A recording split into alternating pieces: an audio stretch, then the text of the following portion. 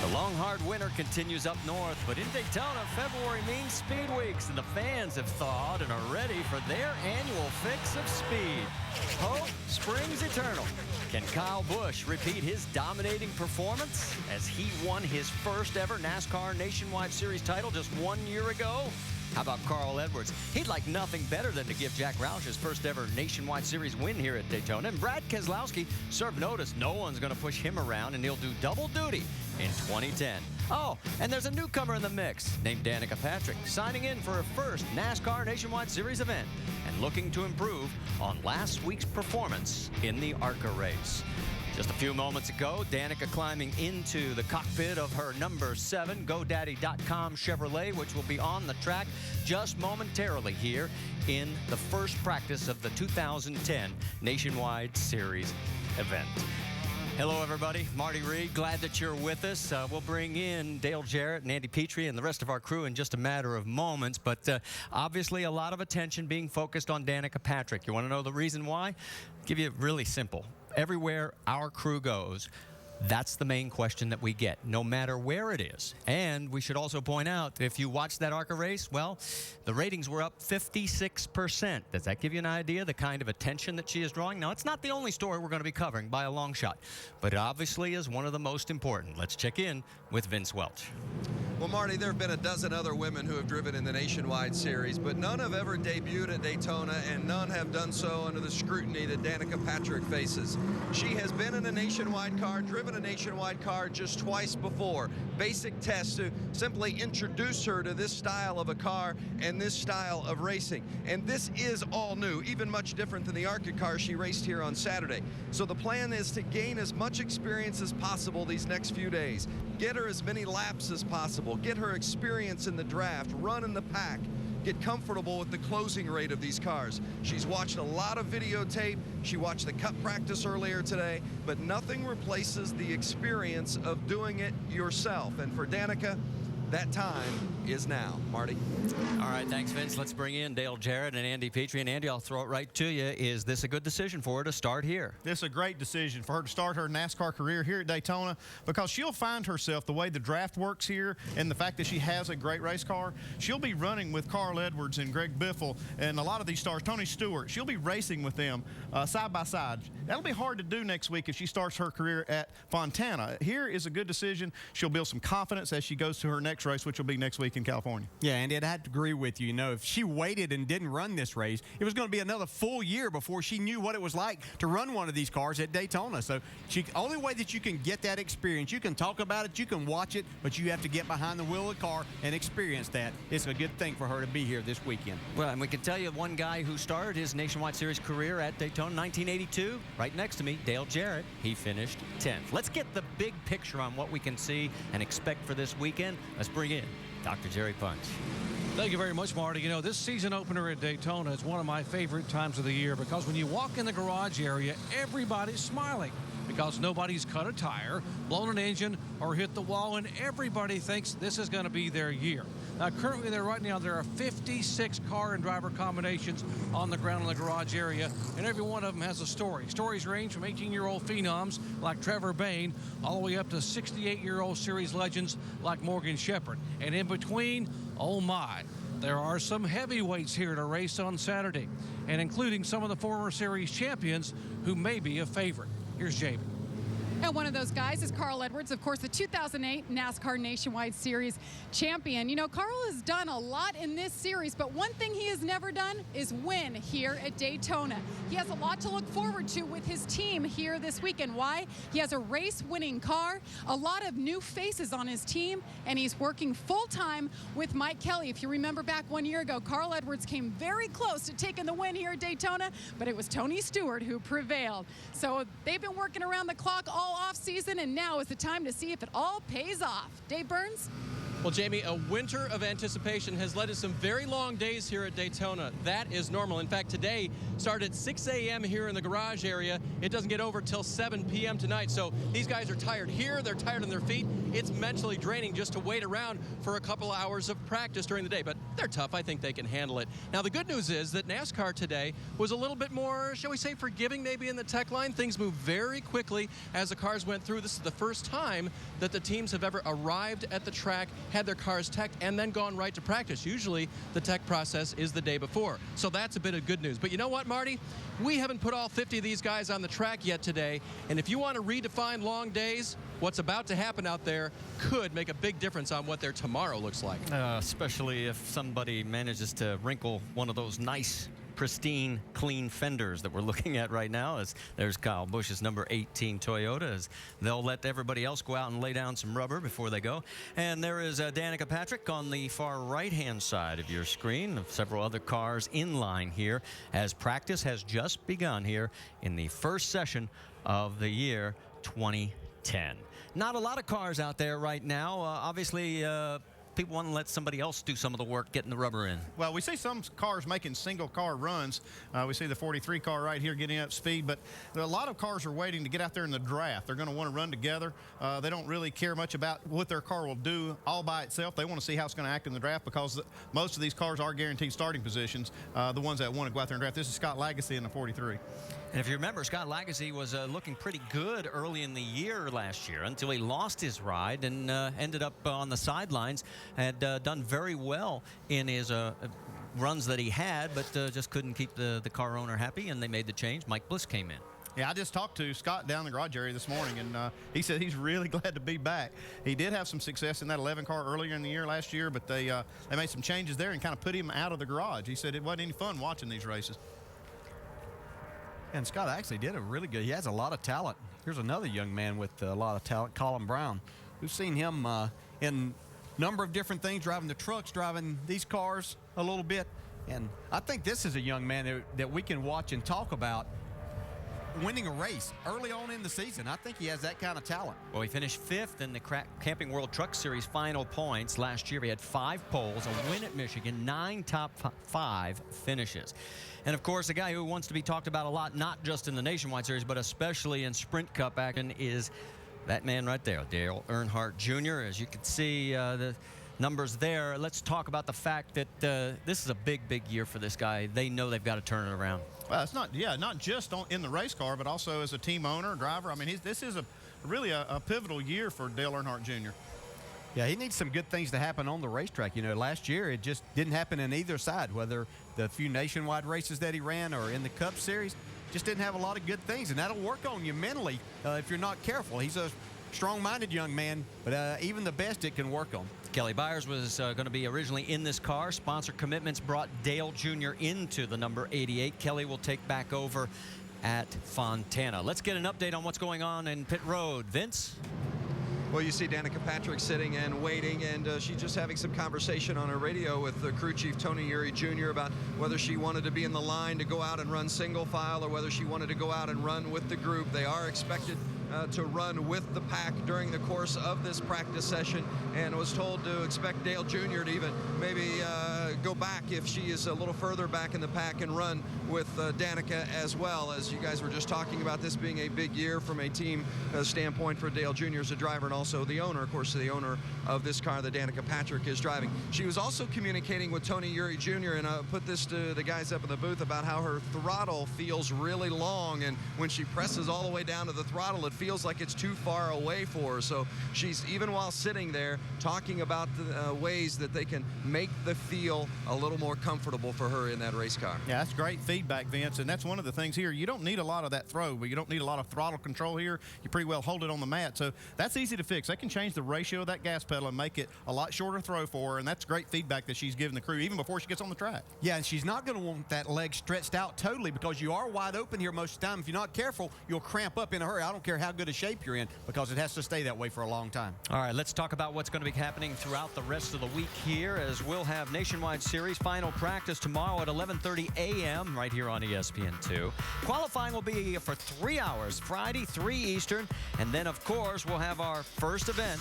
It's the big one right here at the World Center of Racing, Saturday at noon. We'll start it off with the countdown on ESPN2. Green flag at 1:15. NASCAR now, also coming up, Craig and O'Reilly Winter Nationals. finals. Don't forget about the drag racing crew in Pomona qualifying Saturday night at 11 Eastern and the finals Sunday evening at 8 o'clock Eastern.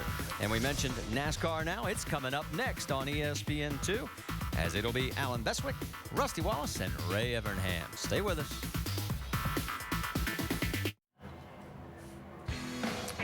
Here at Daytona International Speedway, we're at first practice of the 2010 Nationwide Series season. Several cars out on track as we are waiting for that group that want to basically get set up to do some drafting practice. In that group to the right-hand side is Danica Patrick, and it's all a learning process. She's really not parked in the right location. Well, she's not. Don't know. And, of course, a lot of guys might not. But those 6 cars you see there on the left side of the screen are sitting there waiting to go out and do some drafting. But they really want a bigger pack than just 6 or 7 cars with Danica's car being a part of it. They'd like to have really 12, 15 cars to start with. Let me ask you a question. Would you want to send her out there, though, crew chief, by herself just to get used to the car itself with it before? No, not after what I saw last week in the ARCA race. She can handle the car fine. What she needs to do is get out there with these other cars and draft. It wouldn't do a lot of good to get out there by yourself other than maybe just do a systems check on the car. But I think she's going to be fine just jumping right out there with them. There is one car out on the track. It is the number 1 of James Buescher, and you saw the stat there. He's one of 4 teens in this field. Buescher at age 19, so is Parker Kligerman. Joey Logano's 19. Trevor Bayne is the baby of the bunch at the age of 18. Do you remember what 18 looked like there, Petrie? It's been a while, but this car right here will be fast. They don't have a sponsor on it. They lost their sponsor from last year. That Miccosukee Indian tribe leaving the car, but they're going to be strong. This is one of those teams that really puts a lot of effort into Daytona and Talladega. They won the Talladega race last year with Brad Keselowski in the Cup race. This is going to be a strong car this week. Well, that also affected Kyle Busch's Camping World Truck Series team. He had Miccosukee sponsorship. And somebody asked me, they go, didn't they have signed contracts? Well, folks, the Indian tribes don't work quite the same as every other contract. When the tribal council gets together and says, we're changing plans, that would be who they would have to appeal to. So they're going to lose. So they just realize and move on. Well, we talked about the 18-year-old Trevor Bayne. Doc, what's going on? So many young drivers here in the garage area, Marty, and you talked about Trevor and the aspirations he might have. Everyone's calling him a phenom. It embarrasses the young driver. He just turned his first lap on the racetrack. He had never been to Daytona in a stock car, so he said they came in and they're right now looking underneath the car. I think they may have a few things rubbing. Remember, with no testing down here anymore, they build these cars in the off seasons and put them together, and they don't know what's going to rub. And are looking at a trailing arm area underneath the car. In this situation, it is a new driver and an old race car. Guys, get this. This car is 6 years old. The last time this car was on the racetrack, Michael Waltrip was leading the final lap here at Daytona in July of 2004 and got spun out, and Mike Wallace won the race. That car was wrecked and never repaired until about 3 weeks ago. Marty? Great little tidbit on that. 1/3 the age of the driver sitting right there on the jack stands. Trevor Bayne, the 3rd youngest pole winner in Nationwide Series history behind Casey Atwood and Joey Logano. And that group of 6 and now 7 is out on the track, including Danica Patrick. She's at the very back of this group. The car really smoking in front of me. Yeah, and she's talking. Probably just keep an eye on him here. some tire smoke to start with, and some of these guys may not have the clearances that they need. Yeah, just like Doc said a while ago, this is with no testing, this is basically the first test for a lot of these cars.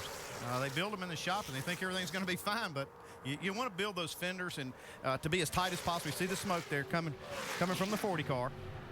They're traveling maybe a little further than they had predicted, and they're rubbing those tires. They'll come in and pound them with a hammer here and be just fine. Well, Mike Bliss is not having a good start. He had a problem in practice for Sprint Cup, and now he's got a problem. You can see he's already pulling down below the line to bring it back in as a result of that rub. And Danica now tucks in behind, trying to get up a little closer to Kenny Wallace. Yeah, she actually got started out of the pits pretty far behind the main group of 6 cars up here in front, or 7 cars up here in front. There's the they may be able to get to them. Yeah, there's the freight train of 6, and Kenny's saying, come on, girl, push me. We got to catch up. And that's something that I saw her get a little more comfortable with the other night in the ARCA race as it went on, and now she's learning this car a little bit more because things are different. It's a different aero package, different plate, a lot of things different here, so she's doing the right thing. I'll tell you the thing that surprised me. She does not pass on the high side in the IndyCar series because of the way those cars handle. She's always been down on the bottom, and when she did that in that ARCA race, that told me she was getting comfortable with that car. Vince? You know, it's interesting as you guys were talking about how different this car is. Even the simplest things, like when she first got in the car, she made the comment about how much bigger the mirror is than what she's used to in IndyCar. You know, the steering wheel in an IndyCar is very small. The steering wheel in these race cars, a much larger wheel. Even the seat comfort has been key. Tony Eury Jr. worked till about 10 o'clock on Monday night, getting the seat exactly where he wanted it so she would be most comfortable. So, you know, things that you don't even think about when you hop from stock car to stock car, from a nationwide car to a cup car. Much different for Danica as she transitions from the Indy car, Marty, to the stock car in the nationwide machine. Right now, 7th quickest on the speed charts, 49.78 seconds, 180.77 miles an hour. And you can see as we show other in-car cameras and things, she may be a little bit further away from the steering wheel, her arms out just a little bit more, but these will probably be things she'll talk to the crew about and possibly make some changes before we get to racing on Saturday that'll just be more comfortable for her inside the race car. Let's check in on the group right in front of her. There you get a look at the 6 of those cars in that mix. There's in the third car in line. That is Brendan Gaughan. You see these cars mixing it up a little bit, and that's allowing Kenny Wallace and Danica Patrick to catch this group. If they keep racing like that, they'll have a little bigger pack. Yeah, the other thing they're going to do is put up a pretty good time. As they get closer to these guys, they're going to feel more of a draft, so the lap time's going to come down and show a faster speed. Yeah, last lap, they were the fastest 2 cars on the track. You saw John West Townley in the number 21, leading Carl Edwards in the number 60, and then there was Brendan Gaughan. And the 32 of Brian Vickers got up high, sort of let everybody come back. Now he's 5th in that freight train behind Michael Annett in the 15.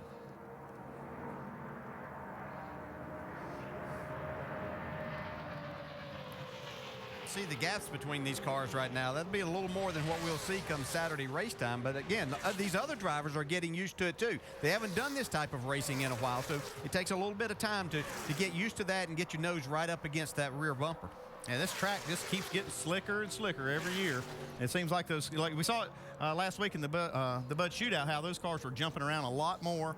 This track just keeps on losing grip. Yeah, last Thursday night when I got down here, I saw Jimmy Johnson was talking to him. He said, I know you haven't been here in about 2 years. He said, if you can imagine this place being slicker and rougher than it was then, he said, I'm telling you, it's magnified. It's unbelievable. So they have their hands full out there.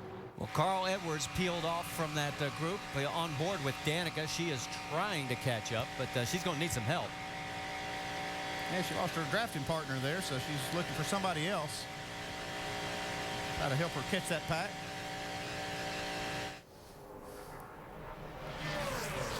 There you can see the gap a little bit closer, but it's going to be hard for her to catch up. Yeah, Tony Raines just too far back to give her much help. Yeah, I'd look for Tony Jr. or them to pull her in here shortly and say, okay, let's talk about this a little bit. We'll make a little change if you want to do that, and then we'll get you back out in the middle of a pack.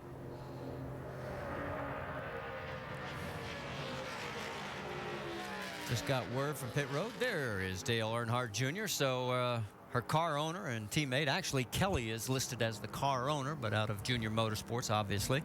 And so he'll probably try and hook up with her along the way here and give her some pointers. Should we pit next lap? But she made Got status an stay 88 and 18 up here waiting on us, Tony. Ice is blowing. I'm gonna pit. Sounds like she's concerned about something. Well, it's kind of like Dale said. She's run enough laps now to find maybe a few issues with the car that she wants to work on, and kind of collect her thoughts a little bit about what, and kind of confirm maybe what she's feeling is what the car's doing. So they're going to come in and talk about it a little bit. Well, if she's going to come in. They may have talked her out of it. Yeah, I was going to say. Her crew chief, Tony Eury Jr., has won here 3 times in non-points events. 2 of the duels with Michael Waltrip and Dale Earnhardt Jr., and 1 shootout with Jr. And that is 2 guys you could learn a lot from right in front of her. Yeah, this is a good opportunity for her to stay out there and try to learn from 2 of the best. Jamie, let's get an update on our defending series champion, Kyle Busch. Well, I think somebody told Danica, stay out. It's Kyle Busch in front of you. He is the champ. Follow him and watch what he does. But Kyle Busch, he went out there, I'd say about 4 laps ago. He came on the radio and said he smelled a faint smell of something electrical burning. So he said he was going to stay out and just see if it continued to get worse. He also said his radio's jumping around in there. So he's just shaking out the cobwebs. It's been a long time since he's been in this nationwide car. And guys, just for the record, a lot of people asking if Kyle's going to run full time. Well, right now the plan is 26 races. Vince? Jamie, just as you mentioned with Danica Patrick finding that partner in front of her in Kyle Busch, and she had indicated she wanted to pit, saying the car was a little bit loose. She wasn't completely comfortable with how it was handling, but they just at that time said, no, you've got some good partners up there. Get in with those drivers in front of you. Feel the draft, get used to that a little bit. So certainly taking the cue from Tony Uri Jr., but just before that, she wasn't completely comfortable with the race car, saying it was loose. What's been impressive, guys, is the fact that the team has all talked about how impressive she has been in regards to her feedback. She's very responsive and aware of what the car's doing. And Andy, as a crew chief, I know you got to appreciate that when your driver's spot on as a rookie. Yeah, Vince, and what I've heard so far from her, very professional and describing what the car's doing. Not too excited. You can understand what she's saying, and I think she's giving great feedback. Well, Kyle Busch was one of the drivers who encouraged her to race here after he saw her in the ARCA race. He did it on the Twitter account. And, you know, she's obviously trying to make some friends out there as she goes past last year's Rookie of the Year in the series, Justin Allgaier. So what advice did she get from the drivers? Well, we asked a few of them.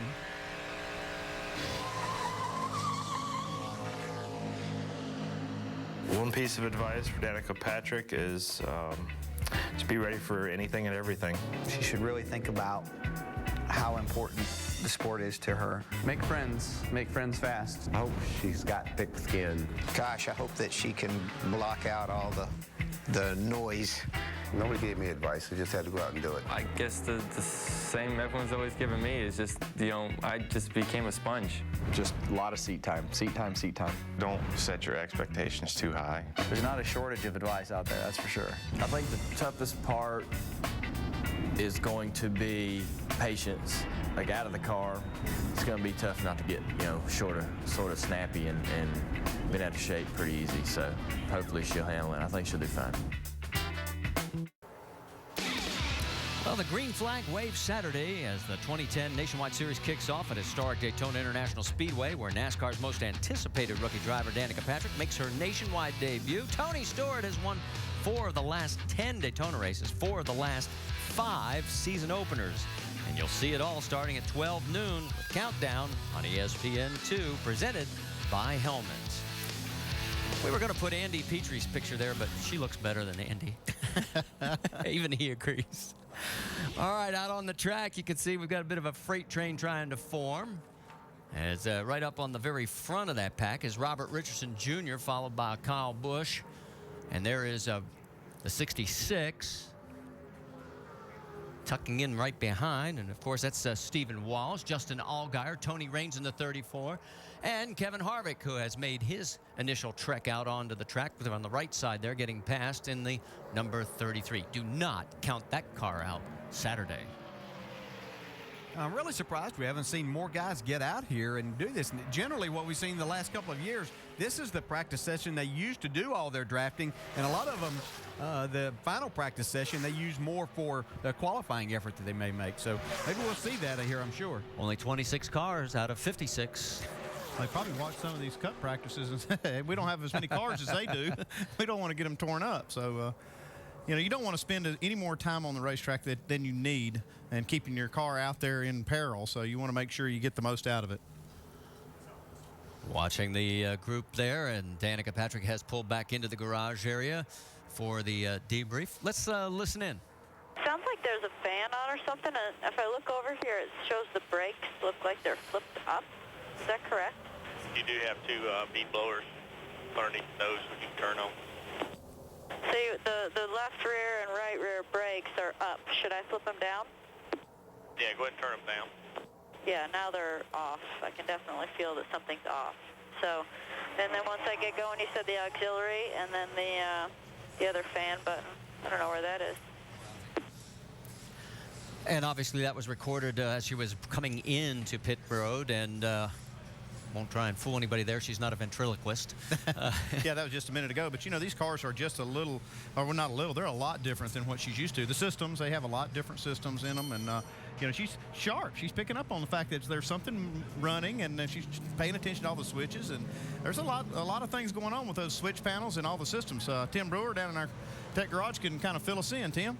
Hey, Andy, it's a learning process. That's all it is, guys. And hey, you got to salute the young lady for asking questions, because a lot of them, they don't really care. But the brake blower, the B blowers, you're going to conduct airflow through here and blow it on the sidewall of the tire. But the driver, they can control it, because what she's talking about when she's talking about the switches on the dash panel, you got all kinds of auxiliary, right front bead, left front bead. You got brake blowers. You got a lot of fans going on in this area right here. And as she gets used to her office and gets more accustomed to it, she'll be a lot more efficient. But with the leadership of Tony Uri Jr., she'll know that car like the back of her hand before she leaves Daytona Beach. Guys? Did you ever get confused in there?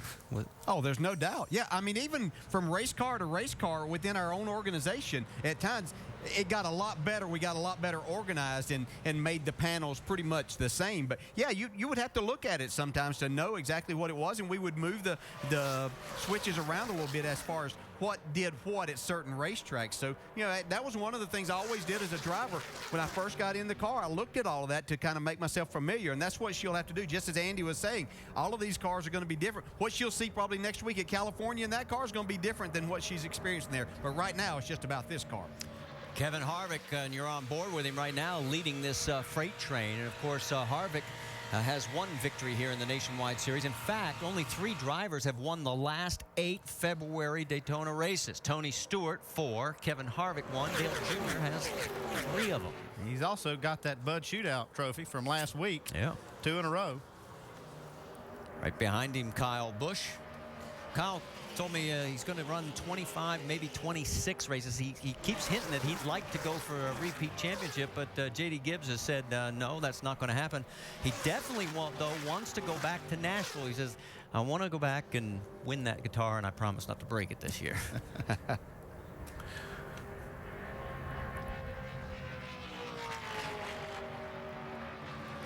Well, we promised you that it would not be all Danica all the time. She's back in the garage area, but Dr. Jerry Punch has another female that is getting ready to make her Nationwide Series debut. You're right, Marty. That's Chrissy Wallace, 21-year-old daughter of Mike Wallace here. And if Chrissy makes, I shouldn't say if, I'm sorry. When you make the field here in qualifying on Friday, we could make NASCAR history by becoming the first father-daughter duo to ever run a NASCAR Nationwide Series race. What do you think about that? Oh, it's exciting. Anytime that I can get to race against my dad, you know, it's a big deal to me. I'm really excited about this situation. I think we have a really good chance of making it in, and we're going to go to the front following Dad.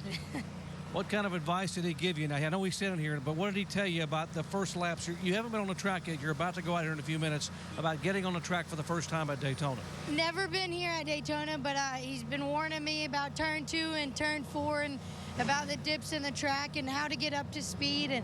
And the little things that really matter is what he's been preaching to me about. Mike, what's the emotion, before we talk about race driving, what's the emotion of a dad seeing his daughter get in a car that can draft to 200 miles an hour? I'll tell you what, Jerry, it's really tough, to be honest with you. You know, I'm excited. I'm really excited for her, but you always think about all the things that can go wrong more than the things that can go right. But she's proven herself as a good little race car driver. She's, you know, she finished 9th and 13th at Talladega. She understands the draft. So she'll go out as long as they prepared her a good race car, which I'm sure they have. There's 57 cars here. She'll get herself raced, you know, in the race. I'm fortunate I got a little less pressure. She's got all the pressure on her this week. We're locked in the race in our double harvest car, and, you know, I just hope she does well. That's all we need.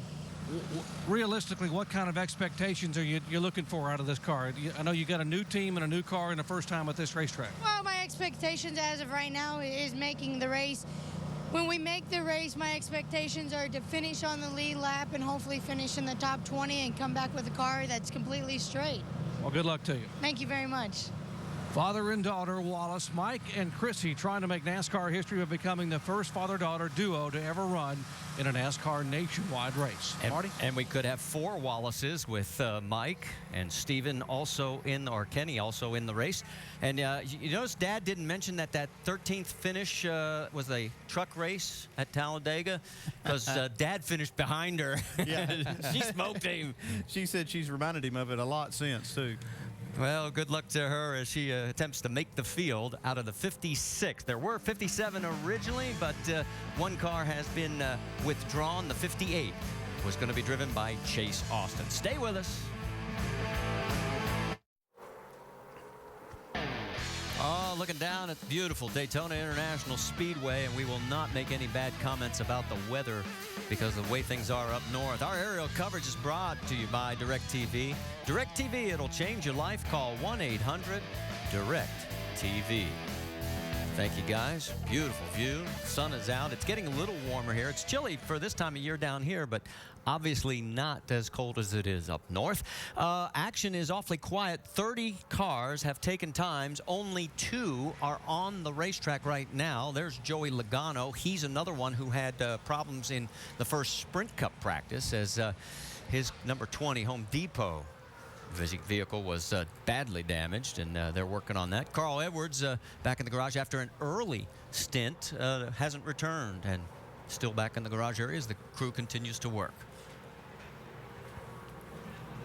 We do have one car, at least. There's a couple of cars on pit road. And Casey Kane in the 38. And you're saying, wait a minute, I thought that was Jason Leffler's car. Well, Leffler's in the 10 this week.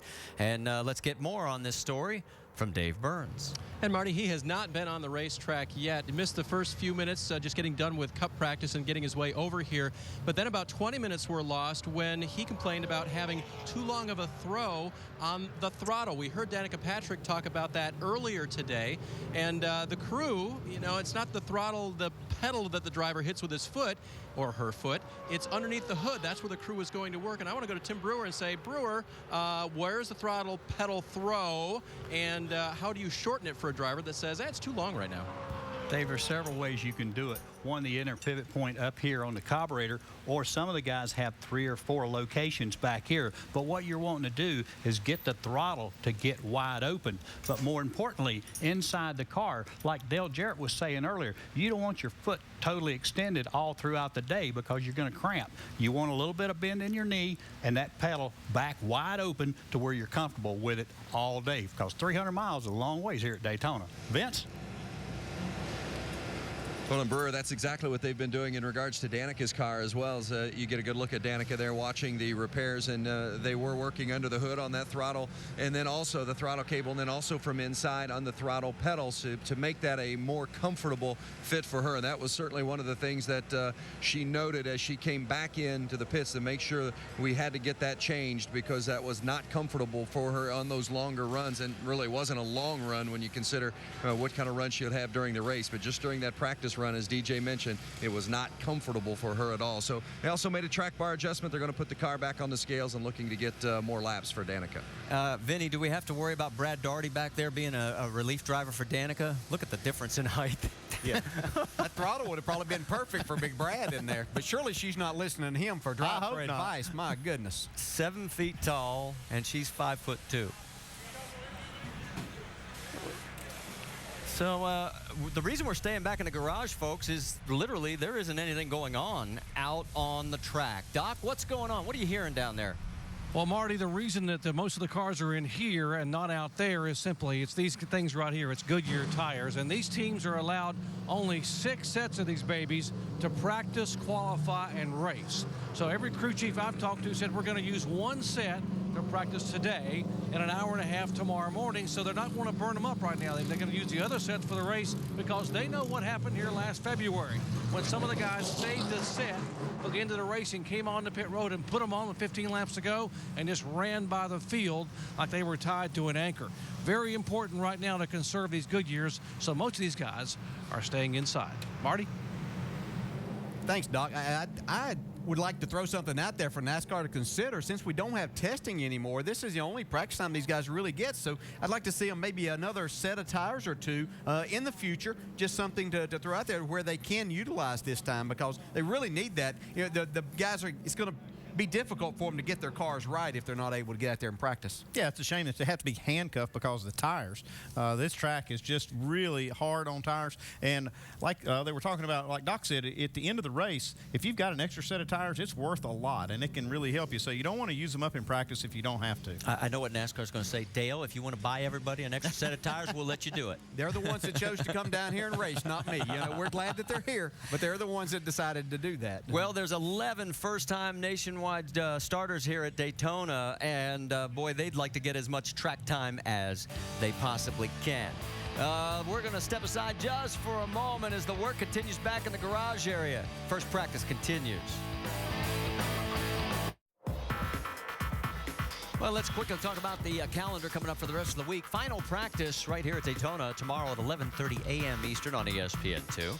And then we'll have qualifying Friday for 3 hours at 3 Eastern.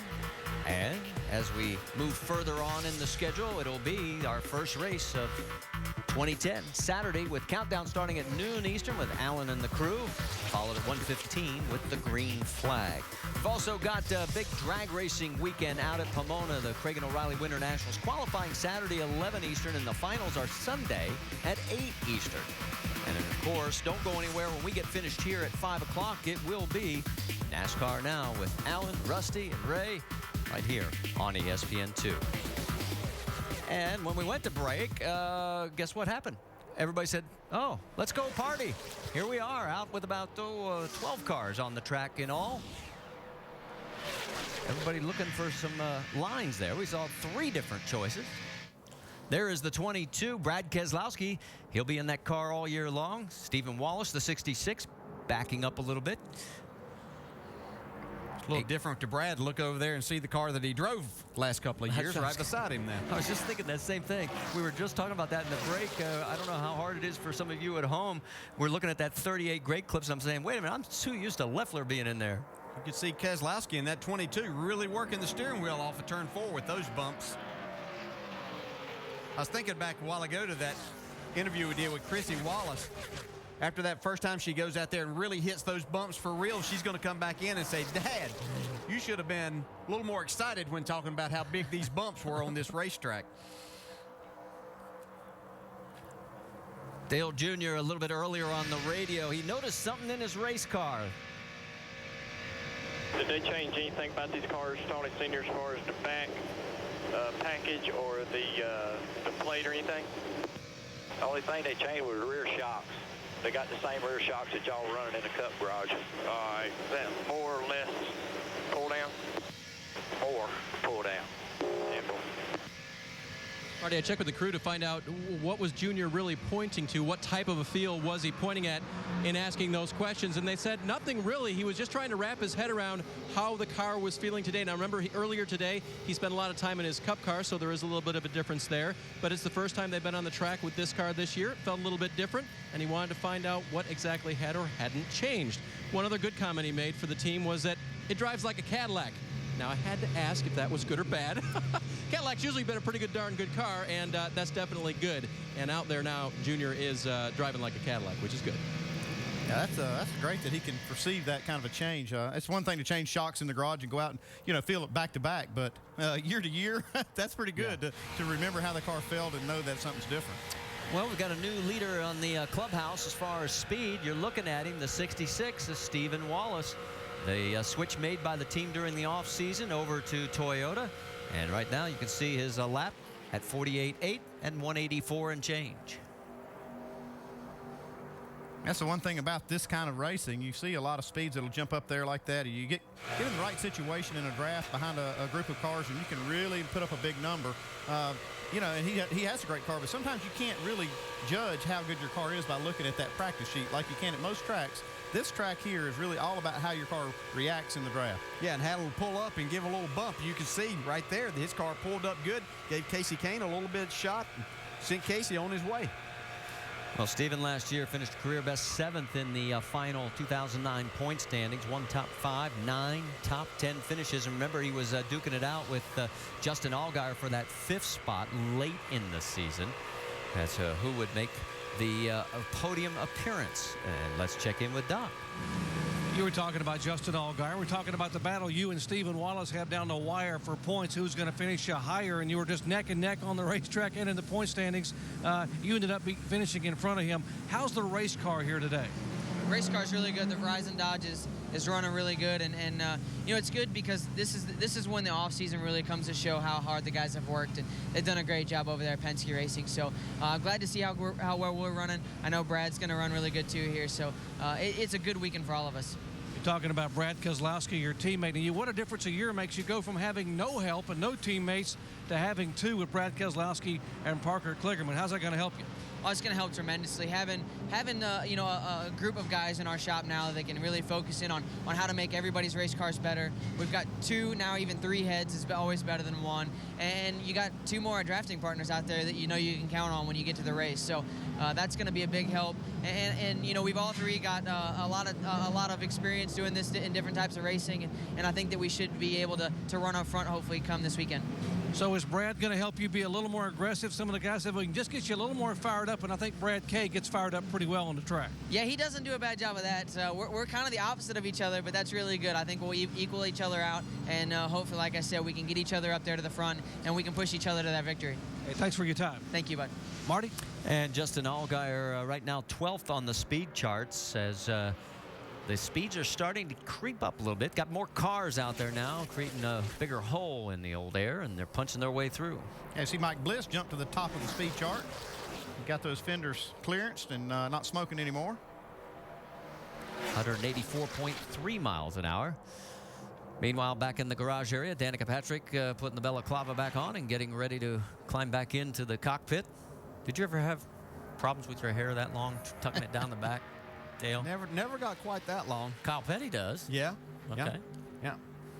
That's probably where she got that from him. So. Our phone's going to be ringing by the end of this show. All right, let's keep an eye on what's happening out on the left side of the screen as well. You see, it looks like Joey Logano has moved ahead of the pack, right in front of Dale Earnhardt Jr. Logano was at the top of the charts. He's been bumped down to the number 6 spot.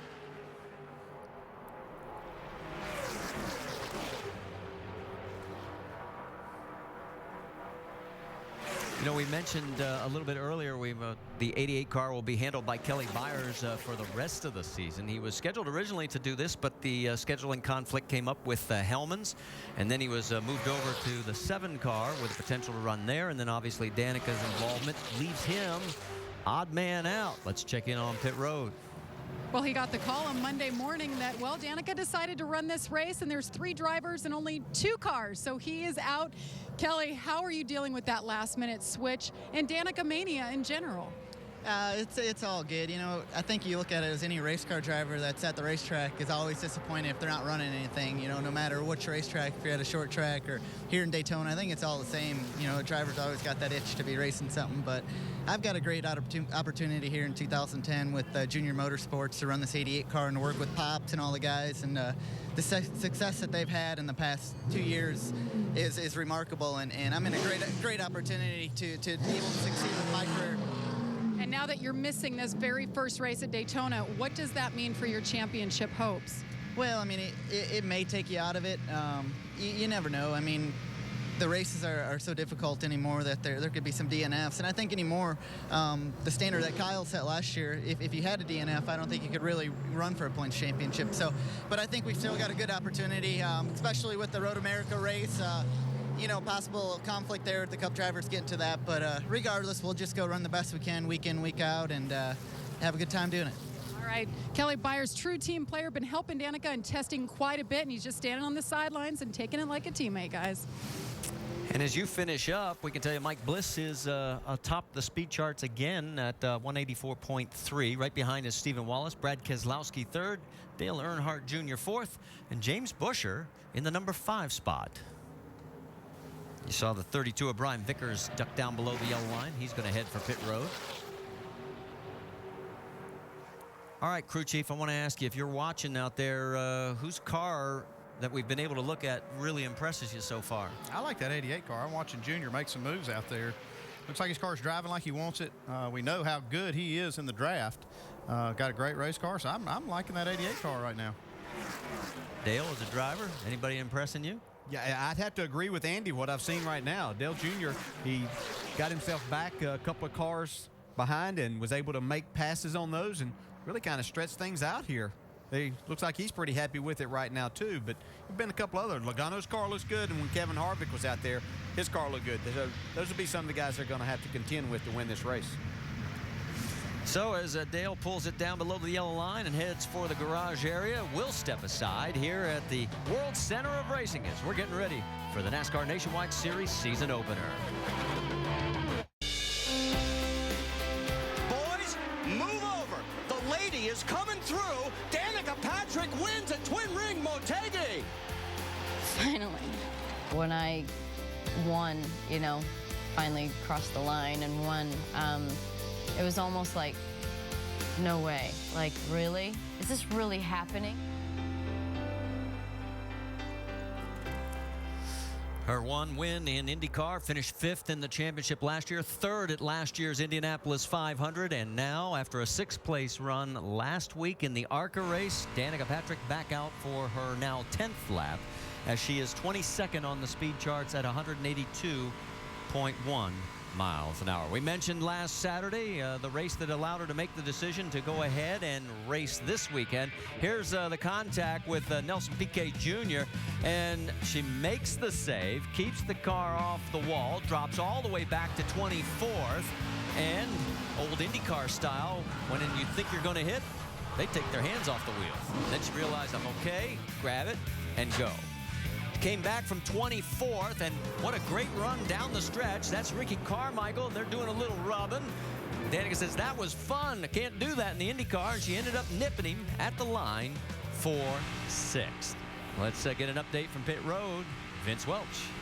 Well, Danica Patrick back out and looking to get into the draft. That was one of the things they really wanted to focus on today once she got comfortable, was getting comfortable in the draft. When I stopped by the hauler earlier this morning, she was in there watching videotape with Tony Uri Jr., the crew chief, and I asked Danica, I said, what do you really learn from watching the video? And she said, before I had done it in the ARCA race, I really couldn't learn much just by looking at it. But now that I've kind of got a feel for what it's like, I feel like I can learn a lot by watching the videotape and seeing the different techniques that the drivers use. That transition from watching it on videotape to actually doing it in the race car is what these practices today and tomorrow are all about. Well, and one of the things I want to ask you guys about, vision. Big difference between being in that open cockpit car and what she's seeing here. Yeah, and that's something she's going to have to get used to. And as she encounters traffic out here, seeing exactly what she can see, where she can't see, just getting used to her surroundings. And yeah, as you said, Marty, it's totally different than what she's used to. Well, there are also 4 distinct differences between the machine she ran last week in the ARCA race and what she's going to be running here this week in the Nationwide event. Let's check in with Tim Brewer at the Craftsman Tech Garage and find out those 4 items. Thanks, Marty. The first thing, folks, she did a great job racing last week with the ARCA car, but this week she's got a roof deflector. What that actually does is makes the hole in the air a lot larger. It's kind of like when you're going down the interstate. You're following a Suburban, that's pretty good, but when you get behind a big rig, it really pulls you along. Another thing, last week we had a flat spoiler on the car, but this week we've got the gurney lip right here, and what that does, it makes a lot of downforce to plant the rear wheels, but it also creates a lot of drag. But something that she's also going to have to get used to, last week she was on a Hoosier tire. Different construction, different compound, their way of racing, and Goodyear's way just a little bit different, but everybody has to adapt to that. Another thing, from the center of the axle to the center of the front wheel, last week it was 110 inches. This week it's 105 inches, meaning the car's not going to get through the bumps quite as well, and with a shorter wheelbase, it's naturally going to get through the corner and turn in just a little bit better. But these are the things that she's going to have to adapt to, but the young lady's adapting real well right now. And I know somebody at home is saying, wait a minute, how can a tire be that much of a difference? It is a lot different, though. The way that Hoosier goes about constructing their tires with these radials and what Goodyear does, totally different feel as a driver. The other thing that Tim pointed out there, 2 things. That roof deflector makes a lot of difference, as he was talking about. I think one of the biggest difference is that 5 inches of wheelbase. It really makes these cars react more like a go-kart, even more maybe drivability like her Indy car, because it will be quicker, but it's something that she'll have to adapt to here in these practice sessions. She's adapting pretty well. She just pulled down the inside of the racetrack going in turn 1 and passed Carl Edwards, and also the 0-1 car of Mike Wallace. Michael McDowell right in front of her in the 81. He'll be in that ride all season long, and he's also going to do double duty in the Sprint Cup Series. On the low end of the track, the 16, that's Colin Brown with his Roush Fenway teammate, Carl Edwards, right behind him, and Danica stepping out to the middle of the track, taking a look under McDowell. What she could do right there, if she moves down, she could get a nice push from those two cars on the inside and probably make this pass and see what her car feels like out in the front. So it's McDowell on the high side, then Danica, then Colin Brown in the 16, and then back a little bit further, Carl Edwards in the very familiar 60, and the 01 of Mike Wallace. Still have not seen Chrissy Wallace on the track. In fact, 36 cars have taken times. And you're saying, wait a minute, how about last year's winner, Tony Stewart? He too has yet to make an appearance. In fact, there's Tony signing autographs. We're being told the car just made it through inspection. Yeah, I know. I used to hate this day every year. That first inspection round here at Daytona can be really tough sometimes. So his car just now cleared in the tech line. If you weren't pushing the limits quite so much, you wouldn't have been fearing this day quite as much. It wouldn't be as fast if we weren't pushing the limits. That's right. Dale Jr. is also back in the garage area, and he is out of the car. Dave is there. Yep, he is debriefed with his team now, just finishing up some comments and thoughts with Pops Yuri, and we'll squeeze in here and get a quick thought from Junior. What's on the other side of the wall, Pops? His teammate, right? She's down on that side, and we were going to check in with you on your car as well as what's been happening with Danica. Did you see her out of the corner of your eye, running with her out there, and any comments on how she's been doing? I was just out there for a lap or two, and she pulled off. They were working on the gas pedal or something in her car for a little bit, but she, I'm sure Tony Jr.'s, telling her everything she needs. She's got great people around her, great spotter and everything, so she should be in good shape. Our Hellman's Chevrolet was, we were in a small pack. I would like to be drafting with a lot more people, but for the pack we were in, it handles great. We got a lot more nose on this car than we had last year, and a whole different front end in it as far as the springs and the upper and lower control arms. So this thing drives a lot better, and hopefully it'll pay off for us Saturday. Yeah, we heard you talking about that and then use the word Cadillac in kind of a complimentary way. So you like the feel much better than last year? Yeah, there's not enough. I do. There's not enough. There weren't enough cars in our draft to really get the thing to handling poorly. You need to have people on your door for a whole lap and moving around behind you. And we just didn't have enough cars out there to do that right there. But the noses got a little more downforce than last year. About 30 counts is a whole lot. So we were, upset with how the cars handled last year, and we felt like a lot of it was in the body. So this is good. The G-Boys did an awesome job. So hopefully we can pay them back with a win on Saturday. So it's a good car. Nice improvements for Junior Motorsports over the winter. Doc? Well, we're just back in the garage area talking with Jason Leffler about the adjustments you make when you come from, say, an Indy car, an open wheel background like he did, and get in a heavy stock car. You ran the Indy 500 and made the adjustment. What is Danica feeling now? What's the biggest adjustment she's got to try to encounter to get in these cars? I don't know. Just dealing with probably the heavy race car. These cars slide around a lot more, and especially here at Daytona, cars slide a lot more than it looks like on TV. And you come here with not a lot of downforce, and you get in race trim and you realize you want more downforce. But this track's gotten pretty slick over the last couple of years. For us, the ABF car is okay. We don't have as much speed as we like, but it's handling pretty good. And Scott and all the guys are tuning it up and should have a little more speed. How about breaking it down for us your year? Now, I know Braun Motorsports has 4 cars here. Where are you going to be in which car and how many races? I'll be in the 38, the Great Clips car, the majority of the races, all but after 7 more races after this, I'll be in the 10 car. Next race will be Bristol. I'll be back behind the wheel of the ABF car. Other than that, through the summer, a few races, Casey will drive be back in the 38. So most of the time, all but 8 races, I'll be behind the wheel of the Great Clips car. 4th in the points a year ago. Can you better it this year? Yeah, I hope so. I mean, we worked hard over the winter to do that, and got a lot of confidence. So we get past this race and get to California. We're looking forward to the rest of the season for sure. Good luck to you. Thank you.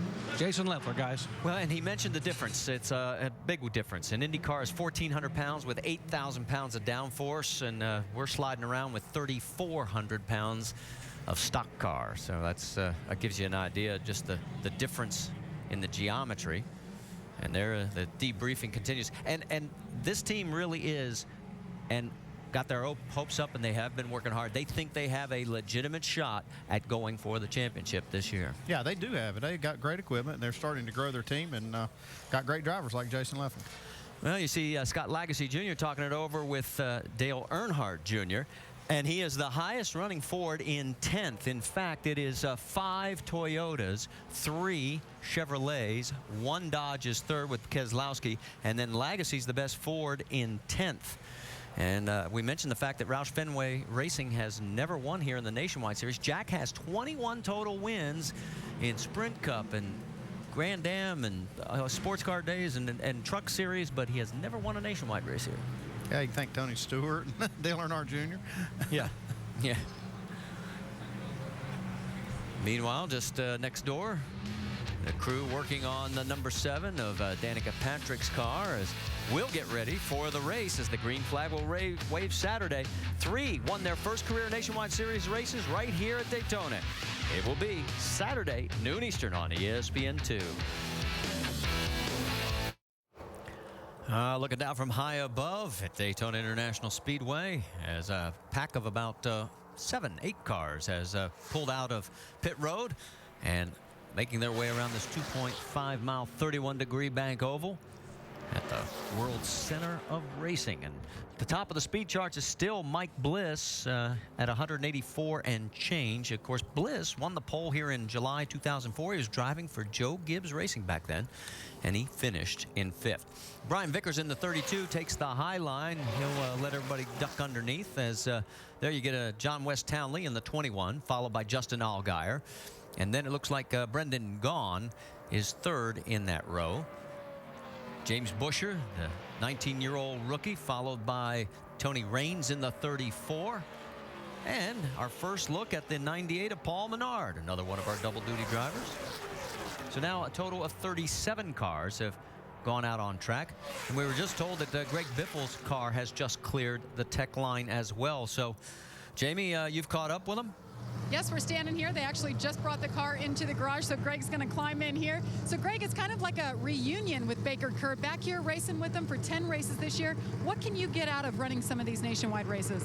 Well, I mean, it's a lot of fun to race the Nationwide Series. I absolutely love it. And, you know, it's a fun kind of racing we get to do. You know, it's real serious business across the street there to the Sprint Cup garage. But these guys, it's a lot of fun to run over here. I hated the fact I wasn't going to have any races at Roush Fenway. They worked real hard and weren't able to come up with anything, so I'm glad this opportunity came together with Baker Kerr, drive the 27 Ford Fusion here for a few races. So really excited about it, really excited to have Redman on board, and look forward to getting out on the track. New team here, and of course Scott Lagasse. He's going to have a teammate in you for 10 races. What are you expecting when you get out there on the track today? Well, certainly we're just trying to make sure these cars drive good for the race on Saturday, and you know, we're not really going to worry so much about speed. We're going to worry about drivability. Maybe I'll get a chance to work with my teammate a little bit. All right, Greg Biffle doesn't have any points, but the good news is he has a champion's provisional. He's guaranteed in on Saturday. Marty. All right, thank you, Jamie, and we'll wait to see how Greg does in that Baker Kerr machine when he gets out on the track. No change at the top, although Mike Bliss is out on the racetrack right now. He is still the fastest of the 37 cars that have taken speeds.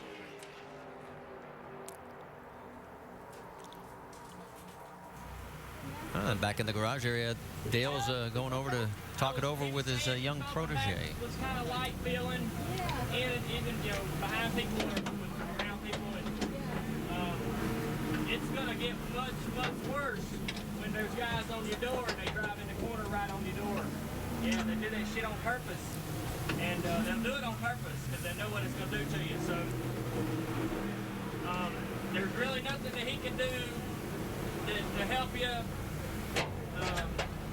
last year, this, I don't know if it's the same car I drove, it was fucking loose off the tube.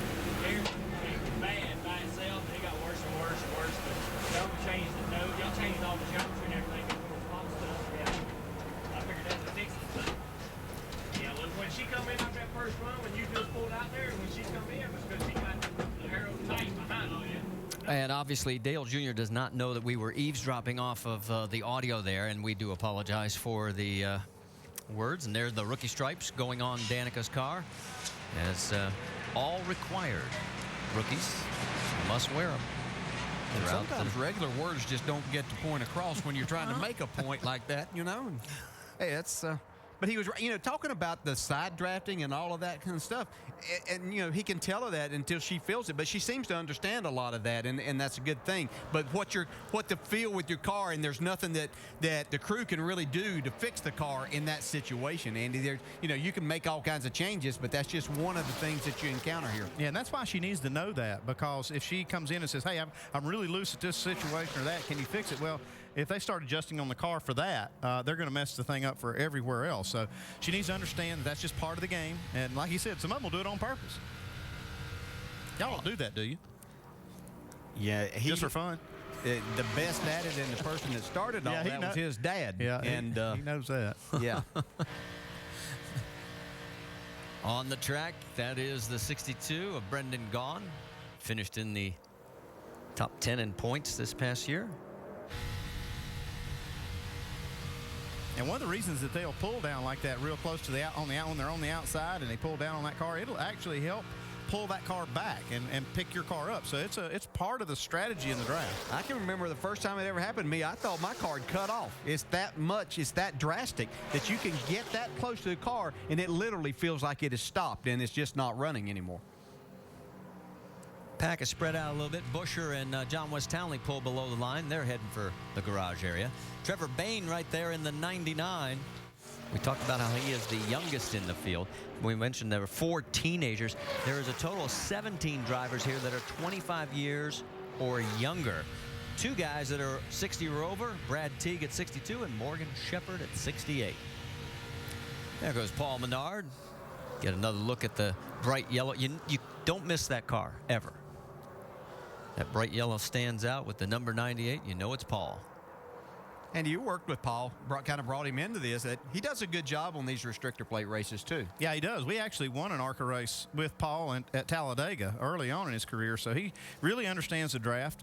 This is going to be a kind of a critical year for Paul as well. He's going to run a full series here in this 98 car and the full series in the Cup car. So it's time for Paul really to make that next step. He's got the experience now. He's a solid race car driver. This is going to be a year that he needs to step out of that and of just being solid and get out there and get some wins and contend for a championship. First time I saw Paul, I think it was back 2001, and he was running off-road racing on the short courses with us up in the upper Midwest, where, of course, he's from. Vince, you've got more? Well, talking about Paul Menard, and just as Andy said, running the full season this year in the Nationwide, and I asked Matt Pusha, his crew chief, why Paul made that decision, and one of the reasons was the fact that even though the cars are very different from Saturday to Sunday, for some reason Paul just felt better on Sunday when he had run the Nationwide race the day before. So I'm not sure if it's getting used to maybe the tire, which has some similarities from Saturday to Sunday, just turning laps on the track, but he always felt better on Sunday when he ran on Saturday. So Matt Pusha very excited about getting a full season as well. As the crew chief, they ran less than half of the races last season. They really believe they've got a top-notch team here on the 98 for this full Nationwide series, Marty. All right, thanks for the update, Vince. As obviously we'll be keeping an eye on Paul. Another guy we're keeping an eye on is pulling in, Carl Edwards. And he's not doing all that well. He's 21st right now. Jamie, is he saying anything down there? Well, ironically enough, as bad as it looks on the board, he is so happy with his race car. He is finished for the day. He's finished for tomorrow. They're coming back to qualify on Friday. He said it was a little free when they first went out. They made some changes, actually had time to play around, try some things, and they went back. They're happy with it. This car is the one that David Reagan drove to Talladega, Victory Lane, lane last year, so they're happy. 21st on the board. We'll see him back here on Friday. Yeah, I told you, Marty, you can't go by that board at Daytona and Talladega now. The guys can be really happy with their car, not show up very good on the practice sheet. True. That is true. I was talking to Carl earlier, too, and he was talking about after the first Cup practice how the cars were really sliding around. He anticipated that being the case with the nationwide cars, and he was grinning from ear to ear because he knows in a situation like that with this slick racetrack, that enhances his opportunities to win the races. Well, and remember, this is the time of day we will be racing on Saturday. So it gives you an idea. There you see from high above, there's Danica Patrick getting ready to come back out onto the track. Danica right now is 23rd on the speed charts. Mike Bliss still #1 at 184 and change. If you're wondering what the all-time track record is in the series, it's back in the days before the plates. Back in 1987, Tommy Houston ran 194.3 miles an hour. That's 46.2 seconds. That is not in danger. No, it's not. And we'd have spoilers on those cars, but they were laid straight back. They weren't. There was no angle to them to qualify it. I mean, it was there because it had to be on there. That was back in the days when you could really do something. That's right. Yeah, crew chiefs and crews could do all kinds of creative things. Mike Wallace right out in front of Danica. They're sort of a duo by themselves right now. Well, I'll tell you, Mike Wallace is a good person to learn the draft from in Daytona. He's really good here. He's always, even with some cars that may not be up to speed, he can really make it competitive. I mean, he is one of the best that I've seen here. Well, he won his first Camping World Truck Series race here in Daytona back in 2000. So he has gone to victory lane here. And boy, are they going to get swallowed up by this pack. As coming on the high side, there they come. That is Jason Leffler in the 10, Justin Allgaier. Wave as you go by, guys. Joey Logano, and now she'll get an idea if she can catch back up. Yeah, I've been impressed the way she's been able to get with these groups, and because these cars are so much different, and you got to figure out how to time it and how to get them up to speed. I know she's got a good spotter on the roof that's helping her do this, but she's done a pretty good job of catching these drafts and being able to latch on to them. Yeah, because there is an art to it, if you will, because you can't just pull out there no matter where they are. You don't want to get too far ahead and be part throttle because that's not good for the engine. So they're getting her out there, and she's doing a good job of catching up and then getting to be a part of the draft. Well, she's in jeopardy of losing that draft right now. That looks like she's catching them back. Trying to come up. Yeah, as long as they get side by side, that helps her out. So she tucks back up underneath. That's Colin Brown and or Ricky Stenhouse, I should say. Those cars look very similar to the 6 and the 16. Yeah.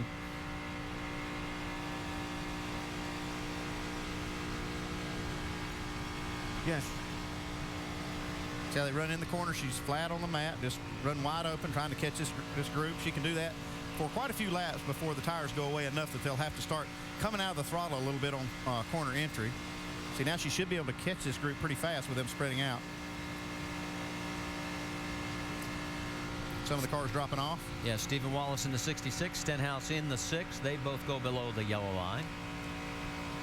And she'll see that her car drives totally different. She's been out in the clean air some, and when you get a lot of air to the nose, it's going to drive one way, probably going to be quite a bit looser. Now that she starts to tuck up behind the car, she's not getting that air to the nose, so she'll probably feel that the front end's a lot lighter to her. So these are things she's going to have to experience here.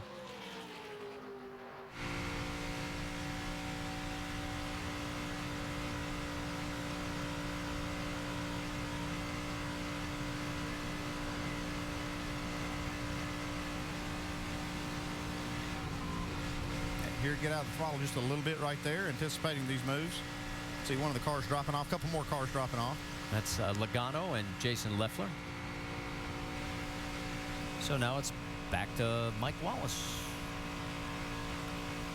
Yeah, and even though she's making time and making laps here, it would benefit her greatly if they could get a pack of 15, 16 cars out there just so that she'd get a feel of that before Saturday's race, before they throw the green flag.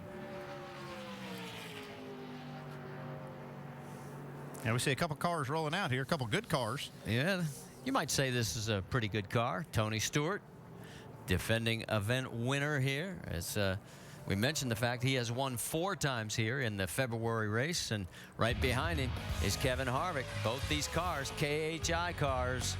Stay with us. We'll see what happens when we come back to Daytona. Our aerial coverage is brought to us by DirecTV. DirecTV, it'll change your life. Just call 1-800-DirecTV. Back here at the World Center of Racing, caution on the racetrack.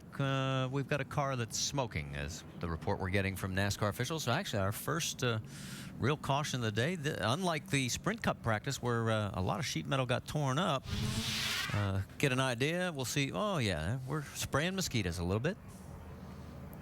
Yeah, that doesn't look like tire smoke there. It looks like maybe a loose oil line or something wrong up front under the hood. And that is the 56 of Kevin LePage.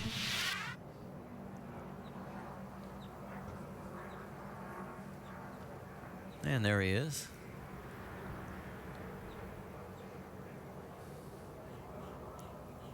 I think he likes the fact he's not in Shelburne, Vermont right now. Yeah, Although I hear think? the snow didn't get up that far north. Well, it's made it up to Hendersonville, North Carolina, I can tell you that. All the way up to New York City. I was watching that going, too.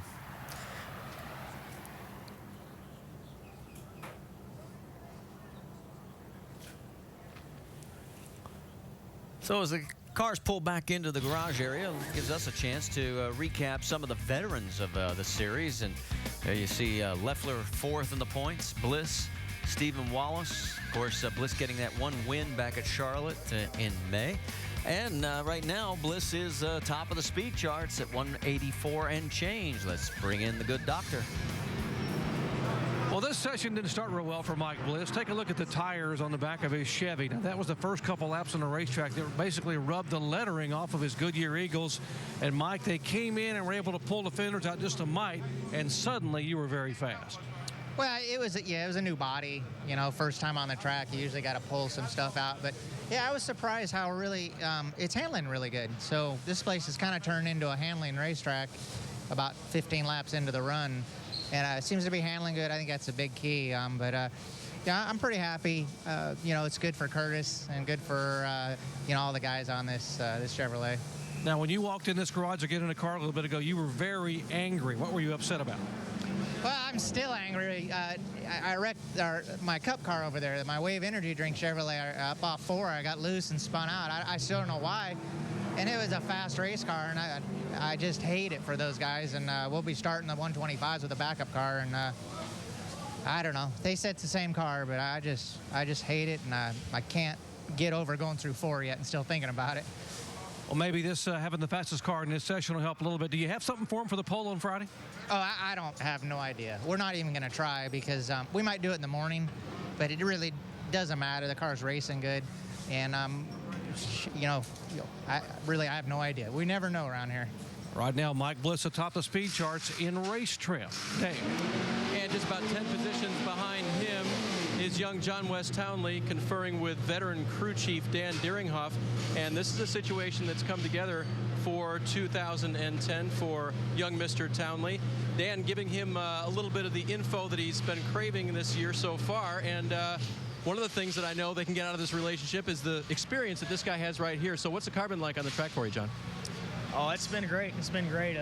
You know, big, you know, difference out here. You know, just from even from the ARCA race, the car's a lot freer out on the racetrack. I mean, I've heard a lot of guys, around the garage, I've been saying that the car was real free. Mine's been actually a little bit on the tight side.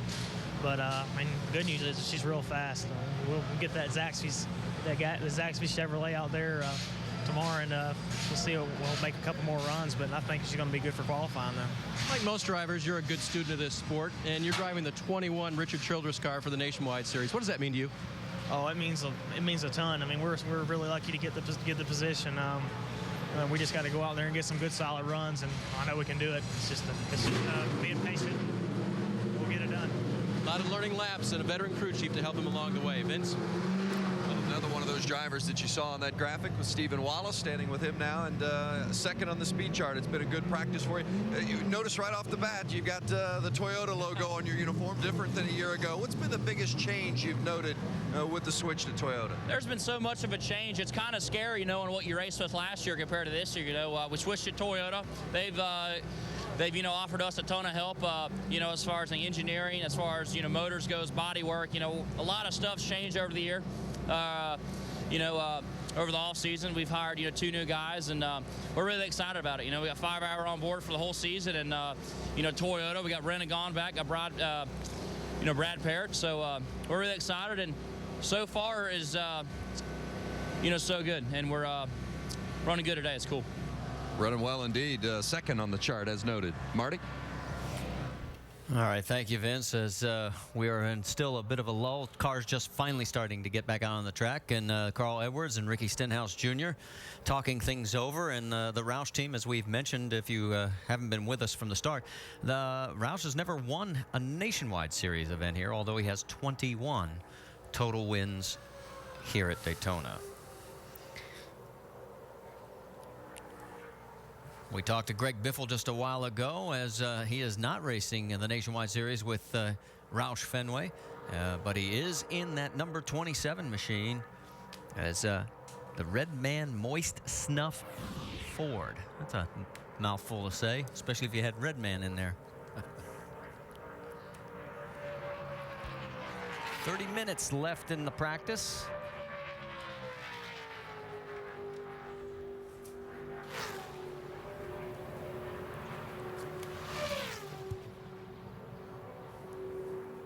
Greg, one of those cars that got out late, getting through inspection. Here's his Nationwide Series resume from last year. He had 14 starts, 2 wins, 9 top 10s, 4 of those in the top 5.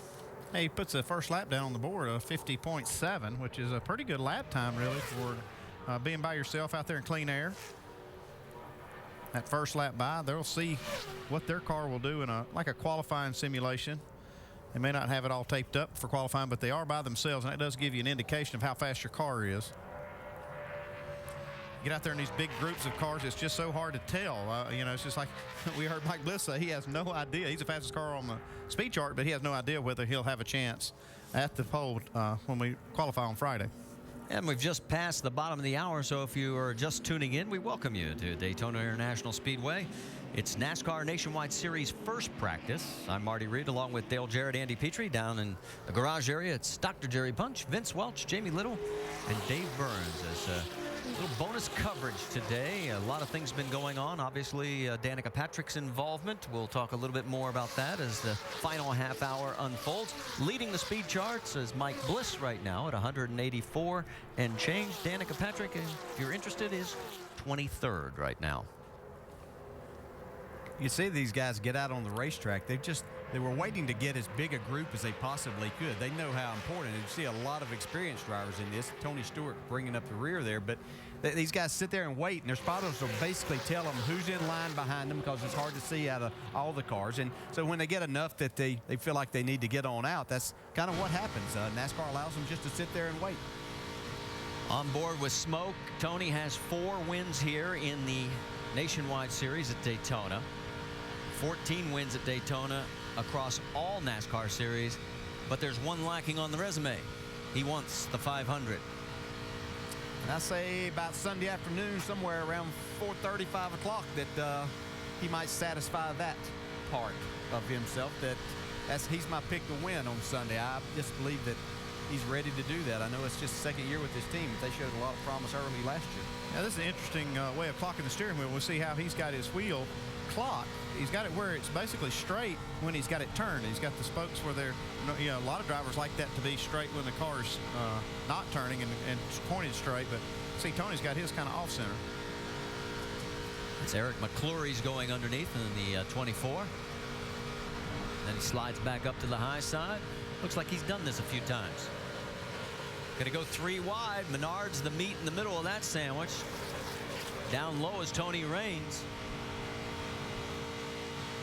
And he gets past. Just completed his 2nd lap on the track today. And that's the 10th quickest time, but you can see it didn't take him long getting up to speed and seeing what his car would do. Kind of hung at the back of that line as they went out and then got a nice run up to them. Remember, this is a Kevin Harvick Incorporated car. Yeah, the boss is 3rd in line up there. Looks like Kyle Busch leading the pack. Give you an idea as we look a little bit further. There's Kevin in the 33. Joey Logano right there in the number 20. And yet we're trying to give you the number combinations because obviously a lot of new paint schemes on these cars. Just in case you're not familiar with the driver combinations. And I wonder if Kevin's going back there a little bit to give Smoke a little bit of a tug up through there. Yeah, see what they can do together. I'm sure that they're going to work together on Saturday. All I got to do is get one car, the 05, to cooperate. That Jeff Green, and here comes Kevin on the high side, falling back. And we'll find out what these two can do. Yeah, I think he might have thought. Yeah, he just slots right in there. Yeah, I think he might have expected Smoke to fall in on his bumper. Smoke had other ideas. Well, I think the guy who had the widest eyes was probably Tony Raines. Yeah, Smoke, he says, hey, you didn't hire me to run second. Well, maybe he did. Yeah, that's true. And we can tell you that Greg Biffle has moved up to third. Tony Stewart has moved up to fourth. They have a total of 10 laps between them.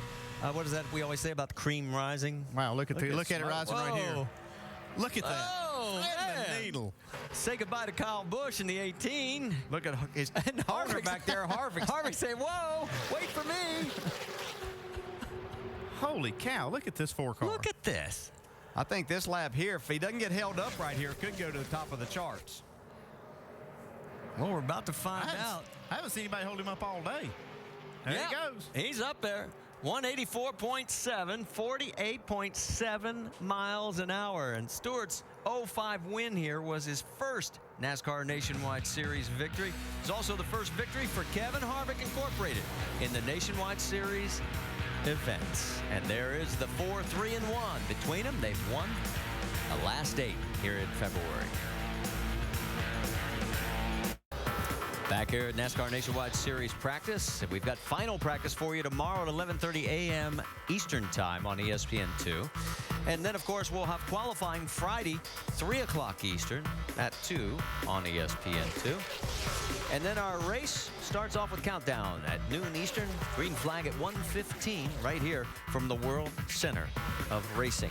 We've got drag racing action for you also as the NHRA Full Throttle Series goes qualifying from Pomona Saturday at 11 Eastern.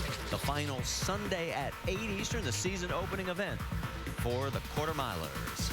And coming up next when we're finished here at the top of the hour, it'll be NASCAR Now. Alan Bestwick, Ray Evernham, Rusty Wallace standing by with all the day's news and highlights. And he's up on the track right now. The highlight right now is that number 4 car, fastest on the track, Tony Stewart, and he has been clicking off some great speeds, very consistent. And Scott Lagasse, the fastest of the Ford contingency, second quick now at 184.5. Yeah, that came with Kevin Harvick giving him a shove up through there. And Tony says, okay, Still getting the shove from Harvick. You guys go have some more fun. You can see Danica back. She's in the mix here. Probably the biggest pack she's been in. Getting a little more used to her car. She's 26th on the speed chart right now. And during the break, we were talking about how you might want to rethink that analogy of speed chart is not always indicative because we saw smoke the field. Yeah, this might be an exception right here. I mean, definitely the best car I've seen on the racetrack is Tony Stewart, and he is on top of the chart. His teammate and car owner Kevin Harvick out in front of this pack right now. This is about a total of 10, 11 cars in this mix.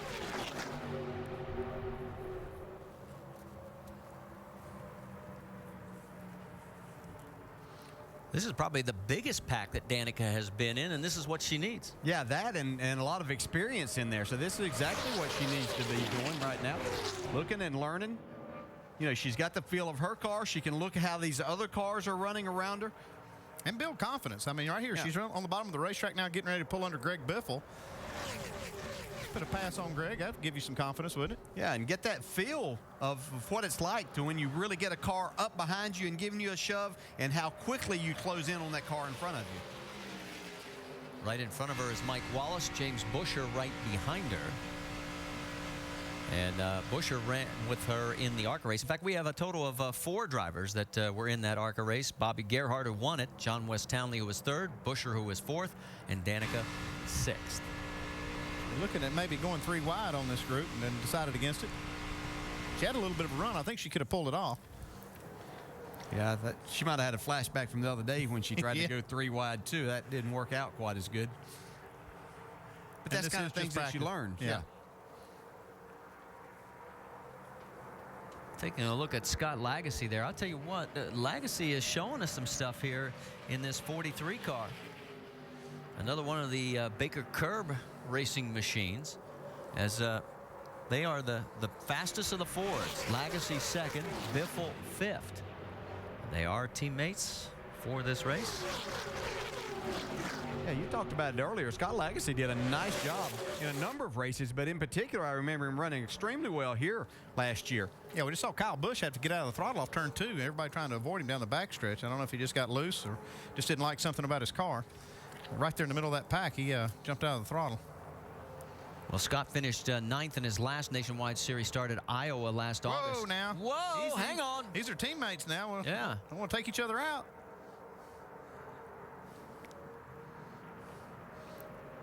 I think that was an oops. Yeah, I think so. I don't think Greg meant to get quite up there as far as he did on him. Well, to finish my point on Scott, he was 12th in the points when he lost his ride after that August race in Iowa. Let's go back and take another look at this moment. You can see Biffle gets a real run here.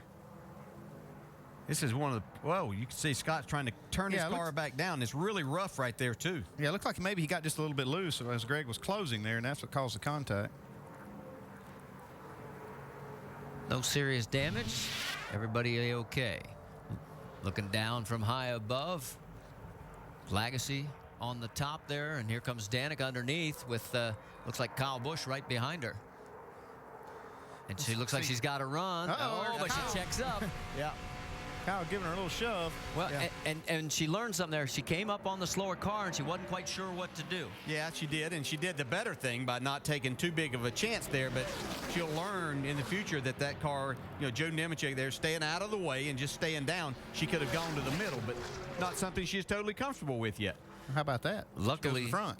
Luckily, though, the 18 of Kyle Busch checked up in time. And you could see how far back it cost him. In fact, he's now bringing it into the garage area. Take it back and take another look at it. Watch the 18 right behind her when she checks up. It was good she had someone with that much experience as Kyle Busch right behind her, because he saw and anticipated what may happen there, that she just wasn't ready to make that move. So this final practice is winding down. About 17 minutes remaining here at Daytona. Stay with us. It's Tony Stewart on top. Looking in the mirror of Tony Stewart as he is atop the speed charts and only did a total of 9 laps here at Daytona International Speedway. The car was late getting out of the tech line. Didn't seem to bother Smoke at all. As he put on a show the few laps that he was out there for us. And definitely has convinced the 3 of us he's the car to beat right now. Of course, things couldn't possibly change. Let's listen in on Danica. That was good. The rear felt better. It felt more predictable. I got a little bit of exit push now. Just kind of about 3/4 of the way around the corner. It just kind of gives up just a little bit. Okay, well, we got to teach her the right lingo. Push is a IndyCar term. We got to get her to tight. Well, we use push too. Yeah, I thought they used oversteer and understeer. That's true. So I was waiting for her to tell that to Tony Jr. and tell him, now come back. That was good information that she is giving feedback, which sometimes you don't see in rookies in any category. I'm thoroughly impressed with the way she's conducted this practice session. I mean, everything very methodical. She's not put the car at risk and been very competitive, made some good passes out there, put herself in situations that she's going to be in. I think she couldn't have done much better today. Yeah, and Tony Jr. was telling me the other day that she is really good at giving feedback, that she studies this and she talks about it and really gives them good information about the car to where they can make changes to her liking. Trevor Bayne and Justin Allgaier, 2 of the young guns. In fact, Bayne the youngest in this field at age 18. We go on board with him.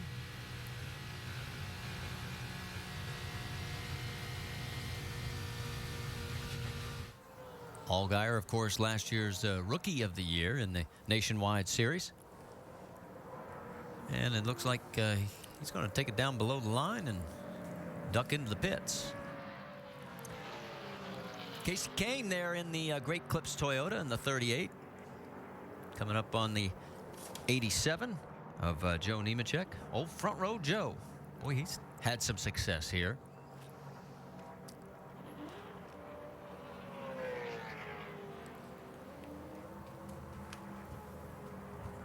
There is the number 4 of our fastest car on the track, Tony Stewart, at 184.7 miles an hour. Let's get an update from the garage area. Jamie?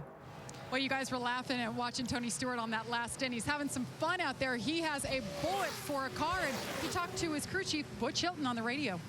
Butch, let's tighten it up just a little bit.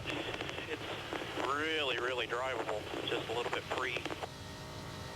So he's very happy he came into the garage. They did tighten it up a little bit. Now, keep in mind, Tony Stewart must qualify on time. So I expect this team to come back tomorrow and do some practice qualifying runs, because that is their #1 goal, to make it in the show. Marty?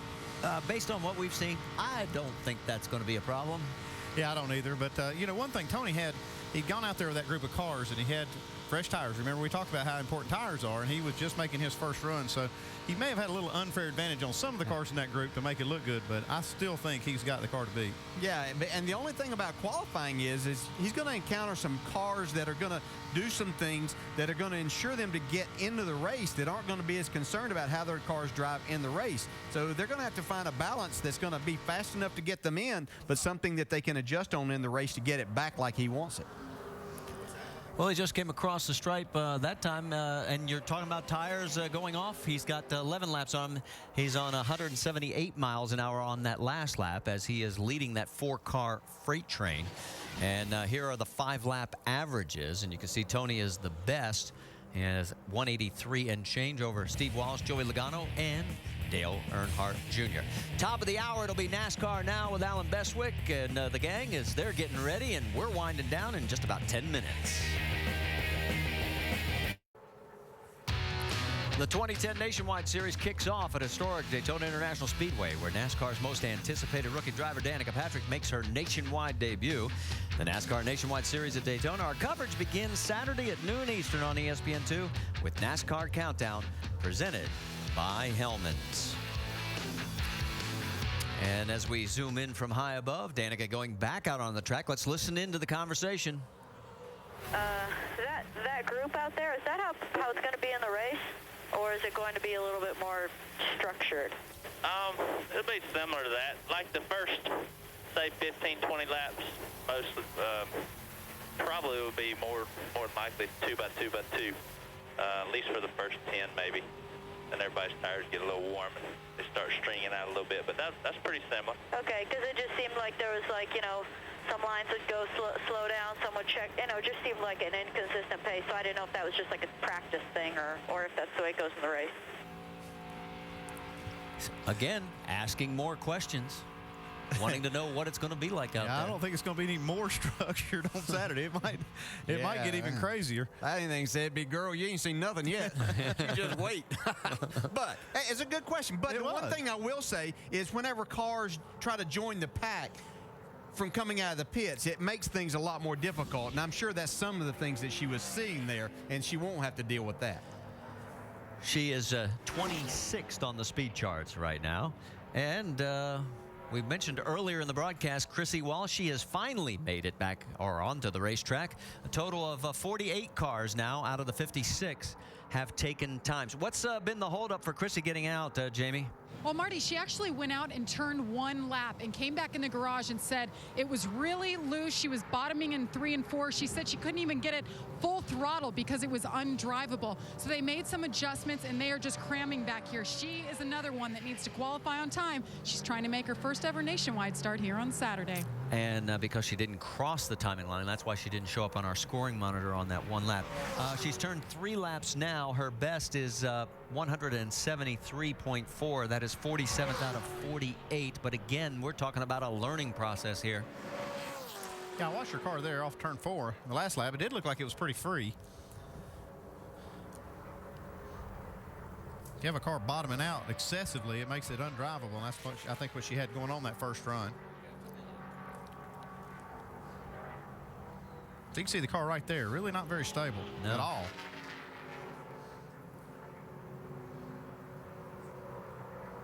this is by herself, too. She wouldn't want to be in a group of cars with the car driving like that. Well, if she comes across the start-finish line, no real help there. In fact, a little bit slower than her last lap at 52 and change. This one, our best one, was 51.9 seconds.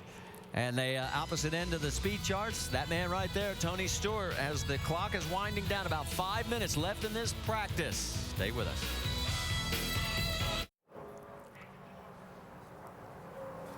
Both those ladies trying to make history. Chrissy Wallace in the 41, Danica Patrick right behind her, pulling back into the garage area here at Daytona International Speedway as we are down to about the last 3.5 minutes. Chrissy 47th on the speed charts. They've got themselves a handful with that race car right now.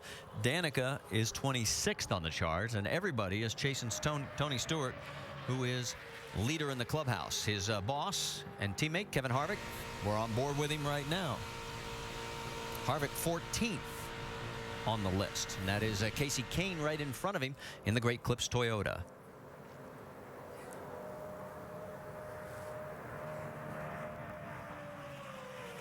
It's Brian Scott in the 11 leading this 3-car pack. A couple cars trying to join in. Brian finished 7th in the 09 Camping World Truck Series final points. He had a win at Dover, 7 top 5 finishes, 13 top 10s. He also had 7 nationwide starts in 2009. His best start was 8th at Kansas. His best finish, 14th at that same race. He's going to be in this car all year, going for Rookie of the Year honors. That last car back there trying to get involved in this was Bobby Gerhardt in the 5 car, I believe, winner of the ARCA race last Saturday.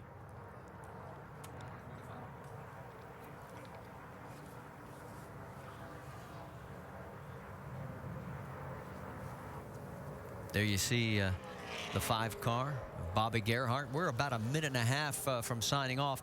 This session ends right at the top of the hour, so stay with us because NASCAR now will be coming up immediately following our broadcast, and we'll be talking to Danica and several of the other drivers on what happened today, all the latest on what happened in Sprint Cup coverage as well. So that's all coming up here from the World Center of Racing. See Harvick and Kane now dropping off.